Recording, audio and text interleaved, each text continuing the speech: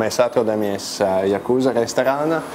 Tas ir Japāņu restorāns, kurš atrodas brīnišķīgajā vietā, Elizabetes un Antonijas iela krustojumā. Mūsu otrais restorāns atrodas Ģetrūdas ielā, krustojumā ar Rākas ielu. Mēs piedāvājam, protams, pirmkārt suši, bet ne tikai.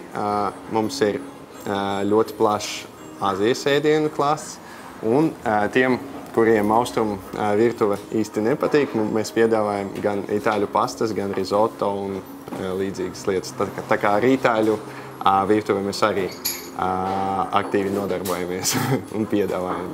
Mums ir daži firmas ēdieni. Mēs esam vienīgie, kuri piedāvā Rīgā presēt suši, tā saucamie oši suši. Mēs esam arī vienīgie, kuri piedāvā pašlaik astoņkāju sashimi, dažādas Āzijas uzkodas. Mums ir seviči, kur arī nevar dabūt nekur, tikai pie mums Rīgā. Tas ir ēdiens no jūras veltēm. Un mums ir ļoti labs pusdienu piedāvājums. Mums ir tas saucamais bento pusdienas, kas ir būtiski tā ir karba, kura iekšā ir gan salāti, gan suši, gan uzkodas, gan arī neliels pamatēdiens, voks pārsvarā.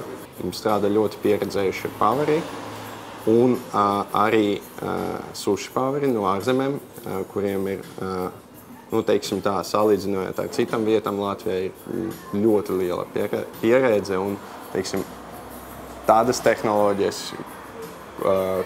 kuras nevar atrast citas Āzijas restorānos. Esat laipni gaidīti Yakuza. Mēs piedāvājam daudz vairāk nekā tikai suši. Kad jūs nākat uz Yakuzu, jūs neesat klients, jūs esat mūsu draugs.